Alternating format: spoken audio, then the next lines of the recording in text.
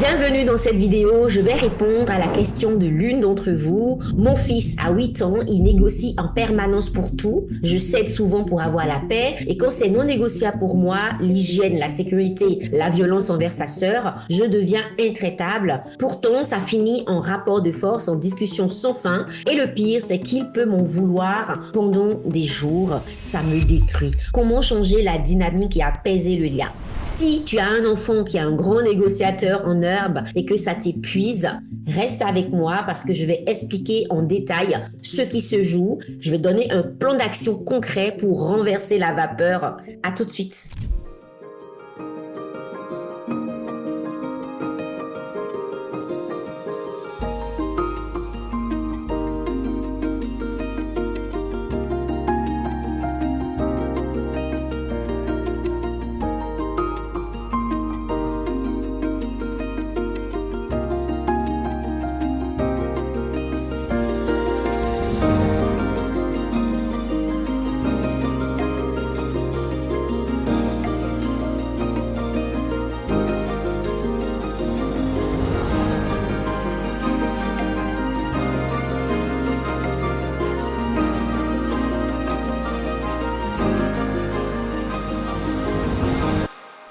Bonjour, je suis Nadège Fassi, thérapeute, enseignante en parentalité, fondatrice de l'école des mamans conscientes et chaque semaine, tu peux me retrouver ici sur YouTube pour que je réponde à une question que l'une d'entre vous me pose. Ici, c'est une question qui revient souvent, la négociation de l'enfant. Quand on dit « tu as fini ton temps d'écran », il réclame pour encore en avoir. Quand on lui dit « c'est l'heure d'aller se coucher, allez maman, 10 minutes s'il te plaît », ou même un tout petit enfant de 2-3 ans qui réclame un bonbon ou une sucrerie, qui veut encore plus.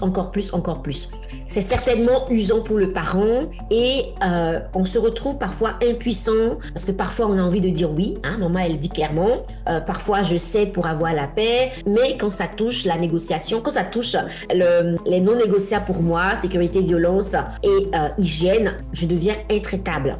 Le problème, ce qu'on observe clairement et que la maman elle-même elle a souligné, c'est que des fois c'est oui, des fois c'est non et l'enfant a un petit peu perdu dans cette inconstance maternelle. Le problème, c'est pas que l'enfant négocie. Le problème, c'est comment la négociation chaotique s'est installée dans la relation puisque tu as contribué à cela en cédant parfois pour avoir la paix parce que là, il a appris que si j'insiste, j'obtiens ce que je demande. Et toi, parfois, quand tu bloques en croyant bien faire, en te disant, voilà, c'est mon non négociable, là, je suis intraitable, mais il le vit comme une injustice, c'est brutal, il comprend pas, ils se sont perdus et voilà, ça génère rapport de force, colère et tension dans votre relation. Et c'est touchant que tu dis, ça me détruit parce qu'on voit vraiment que ça te blesse. Et ça aussi, ça fait que tu vis de l'anticipation anxieuse. Donc, tu anticipes avant de lui dire non, tu te dis déjà, oh là là, il va se braquer, il va négocier, il va insister, ça va être pénible. Donc, tu es déjà dans une certaine posture de fermeture et de contention avant de poser une limite et tu as déjà peur du fait qu'il va te faire, il va passer des jours à être en colère contre toi. Donc, ça va forcément influencer ta capacité à dire non et à rester droite. Voilà. Ceci étant dit, je voudrais remettre en lumière quelque chose d'important. L'enfant dont on parle ici n'est pas en train de négocier. Non. Négocier, ce n'est pas insister. Négocier, ce n'est pas répéter encore et encore la même demande. Négocier, dans sa vraie définition, c'est proposer quelque chose pour obtenir autre chose. Ça, c'est de la négociation intelligente et c'est une compétence de vie super précieuse parce que plus tard, tu voudras que ton enfant puisse négocier un meilleur salaire, de meilleures conditions de travail, des propositions pour améliorer son niveau et son confort de vie, etc. Il puisse savoir discuter et négocier de façon intelligente dans plein de domaines de sa vie. Donc, ton objectif merveilleuse n'est pas d'éteindre cette compétence précieuse des négociations chez ton enfant. J'ai beaucoup entendu de mamans qui me disent « je veux que mon enfant arrête de négocier pour tout ». C'est pas ce que tu cherches. Ton objectif, c'est que ton enfant apprenne à négocier de façon intelligente, qu'il arrête la négociation chaotique et qu'il comprenne le sens de la vraie négociation. Donc, en réalité, là, pour l'instant, cet enfant de 8 ans qui demande, qui insiste, il te dit quelque chose d'important. Il te dit en fait, quelque chose est important pour moi. C'est très important pour moi que j'obtienne cela. J'en ai envie, j'en ai besoin. Donc, quand on se retranche derrière la phrase « Ah non, pour moi, c'est non négociable », on n'est pas à l'écoute, on n'est pas dans la relation, on est juste en fermeture par rapport à nous. Donc, même quand c'est quelque chose d'important pour toi, sécurité, violence ou hygiène, ça vaut le coup d'aller être à l'écoute. Ok? En quoi est-ce que c'est important pour toi? Qu'est-ce qui se joue pour toi? Et comment tu pourrais faire pour que ton besoin soit respecté pendant que le mien l'est aussi? Et là, on va co-créer une réponse qui va être OK pour maman et pour enfant. Donc, c'est une approche plutôt gagnante-gagnante que je te recommande. Donc, c'est certain que l'enfant va tester le cadre, il va explorer le pouvoir de ses mots, il va explorer son influence sur toi et c'est pas de la manipulation, c'est un apprentissage. C'est tout à fait sain de le faire. C'est normal qu'un petit humain essaye d'aller un petit peu explorer, d'aller voir un peu jusqu'où est-ce que je peux aller. Ça, c'est son job d'enfant. Ton job de parent, par contre, c'est de lui recadrer comment est-ce que ça peut se passer et justement de lui enseigner le pouvoir de la vraie négociation. Je te recommande de te poser avec ton enfant et de remettre des mots sur tout ça. J'observe que quand je te dis temps d'écran, quand je te dis l'heure de la douche, quand tu fais un truc sympa et qu'on veut arrêter, tu dis toujours non, tu négocies et tu essayes de, voilà, tu insistes, tu veux ci, tu veux ça et tout ça. Comment est-ce que toi tu vis ça? Qu'est-ce que t'en penses? Est-ce que tu penses que je suis injuste? Est-ce que, voilà. Donc vous discutez et tu es à l'écoute. Écouter, c'est, on écoute avec deux oreilles alors qu'on a une seule bouche parce qu'on doit écouter deux fois plus qu'on ne parle. Donc vraiment être dans l'écoute et la réception de ce qu'il est en train de te partager. Quand cela est fini, maintenant on va l'enseigner avec 3 principes. Le principe 1, dans la vie, tout n'est pas négociable. Donc on lui dit ok, il y a des principes de vie et le principe 1 que je veux t'enseigner, c'est que dans la vie il y a des zones non négociables. Pour moi, en tant que maman, chacune a ses valeurs et va les transmettre à ses enfants.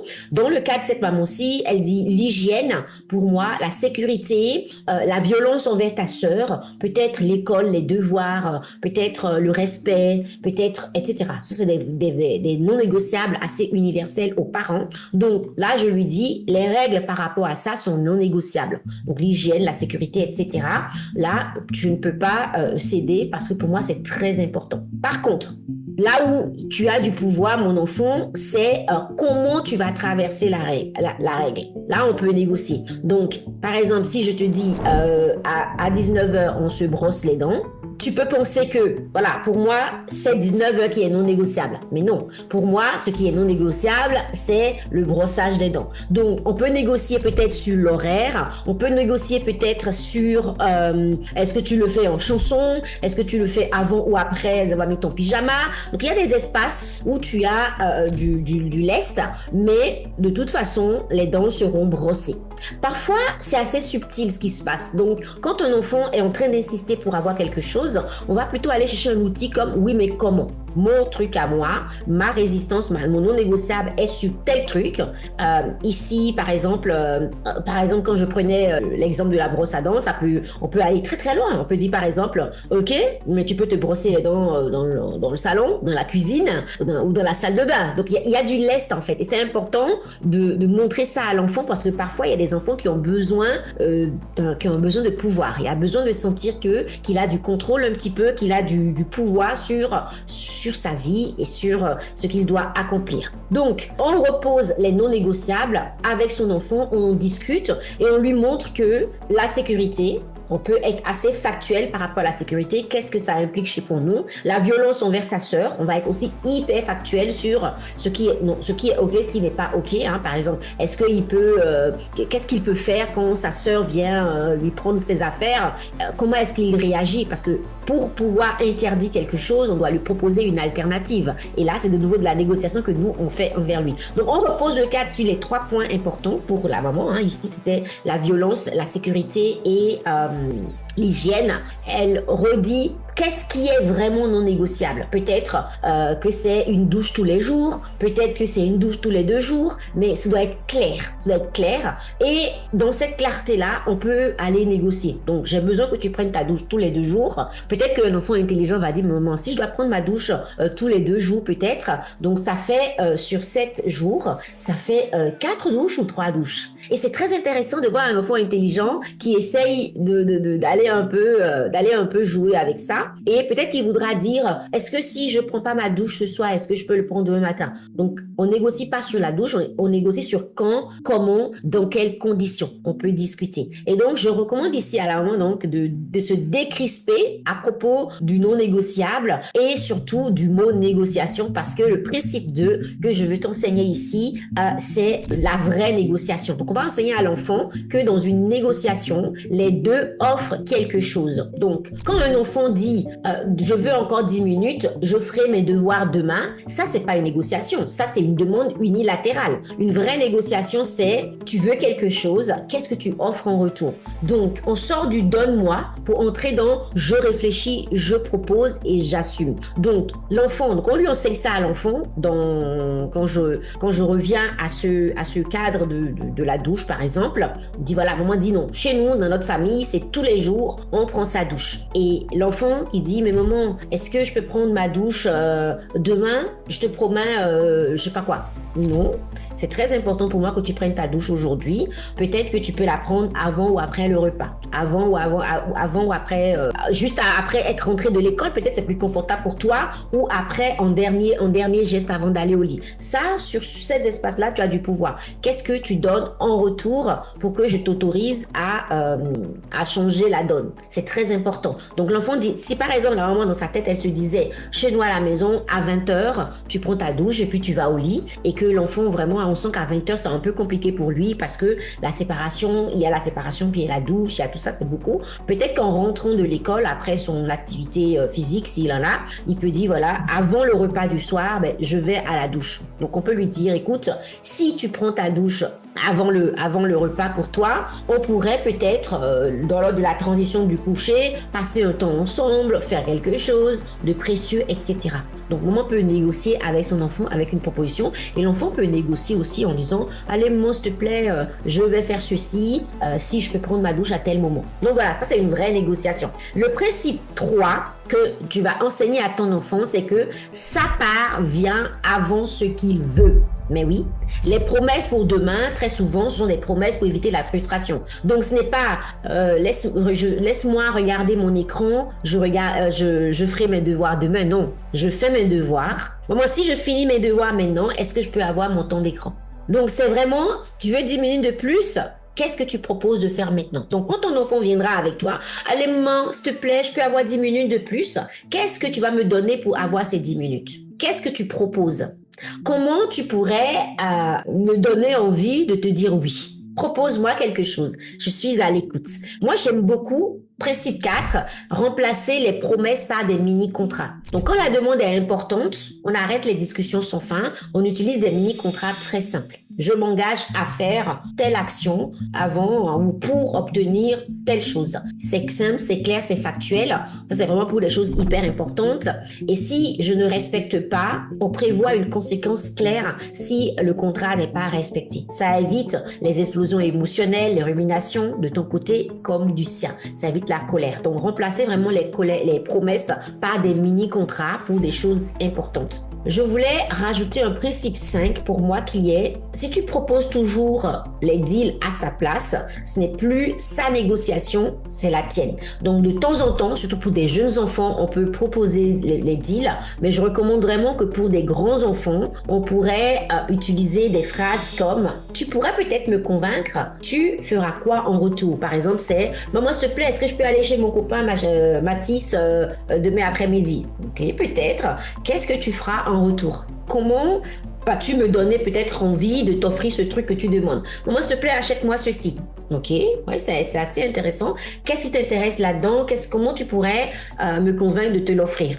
On peut lui poser, qu'est-ce que toi tu trouverais juste? Donc quand il est en train de crier, ouais, c'est pas juste. Qu'est-ce que toi tu trouverais juste? Qu'est-ce qui serait possible pour toi? Pour moi, ça c'est important. Et toi, qu'est-ce qui serait important? On peut aussi dans certains cas juste dire, convainc-moi. Convainc-moi que ce que tu désires ou ce qui est important pour toi ici est ce qu'il faut. Donc, tu restes libre à ce moment-là de dire oui ou non ou d'ajuster. Mais tu ouvres le dialogue. Tu n'es plus dans une fermeture de « je ne veux plus de négociation, j'en peux plus qu'il insiste ». Non, tu sors de là et tu rentres dans une relation gagnant-gagnant et c'est même un jeu, c'est assez chouette. Surtout quand on a des enfants qui sont très intelligents, c'est très intéressant de l'observer, réfléchir, chercher des moyens, trouver, c'est super beau. Et en se disant aussi qu'il développe une belle compétence pour sa vie future. Donc, quand tu dis, quand c'est non négociable, tu as mis la phrase, quand c'est non négociable, je deviens intraitable. Et ça, je voulais te dire que c'est parce que tu étais déjà à bout jusque-là. Donc l'objectif, comme tu as compris ici, ce n'est pas de devenir intraitable. L'objectif est toujours d'être à l'écoute. À l'écoute en rappelant le pourquoi de ton non négociable à toi, tout en sachant qu'on peut toujours trouver une petite souplesse dans ce qui est possible ou pas. Et en tout cas, ton énergie, ta posture de détente et d'écoute fera une grande différence. Ce qui me touche aussi dans le partage de cette maman, c'est vraiment ça me détruit. Et je sens, comme je disais, la tension que tu ressens quand il ne te parle plus, quand il est vraiment fâché et qu'il t'en veut sur plusieurs jours et tu sens que le lien se fragilise. C'est très important dans un cadre comme ça d'avoir du jeu, du plaisir, de la connexion avec ton enfant. Donc, maintenir une règle et réparer et prendre soin du lien, c'est pas du tout contradictoire. Au contraire, moi, je recommande après un conflit, on peut aller voir l'enfant pour dire, écoute, c'était dû pour toi quand j'ai dit ceci. Je vois que c'est un peu chaud pour toi quand je dis non pour ceci. Est-ce qu'on peut faire la paix? Ok? Je t'aime même quand je dis non. Tu le sais, n'est-ce pas? Mon rôle de maman parfois est de te poser une limite et de te mettre un cadre fixe. C'est mon rôle de maman aussi. Mais ça m'empêche pas d'avoir un amour immense pour toi. Est-ce qu'on peut se faire un câlin? Est-ce qu'on peut se faire un check? Est-ce qu'on peut revenir? Est-ce qu'on peut faire ce jeu ensemble? Tu partages un moment de connexion avec ton enfant pour lui montrer que la règle, c'est la règle, on l'a posée, ça ne nous empêche pas de nous aimer. Il y a une phrase très très importante qu'on doit vraiment comprendre. Ne pas être d'accord, être d'avis opposé ne veut pas dire qu'on ne s'aime pas. On peut s'aimer et avoir des divergences d'opinion, d'idées, de fonctionnement. Ça n'a rien à voir. C'est très important de profiter de la richesse de nos différences. C'est très précieux d'observer cela pour nous rendre compte que l'autre, que ce soit notre enfant, notre conjoint ou un autre individu, enrichit notre vie par sa différence, par son autre façon de voir et de faire. Alors, le vrai levier ici, comme tu l'as compris, ce n'est pas plus d'autorité, c'est vraiment pour aller vers moins de cris, moins de répétitions, moins de stress, c'est de ramener, sortir de la négociation chaotique vers une négociation intelligence et d'en faire une approche ludique, sympa, une approche nourrissante, gagnante-gagnante pour les deux parties. Et c'est exactement pour cela que j'ai créé le défi 21 jours. Maman, arrête de crier et de stresser. D'ailleurs, l'outil 12 sur les 21, c'était la négociation intelligente que je viens de te partager, même s'il y a encore 2-3 aspects que je n'ai pas dit dans cette vidéo. Si toi, tu veux vraiment tenir le cadre sans t'énerver, sans exploser et sans abîmer le lien, tu verras dans le lien de cette vidéo, dans le lien de la description, défi 21 jours, maman, arrête de crier et de stresser. Prends soin de toi, tu es importante et n'oublie pas, quand maman va, tout va.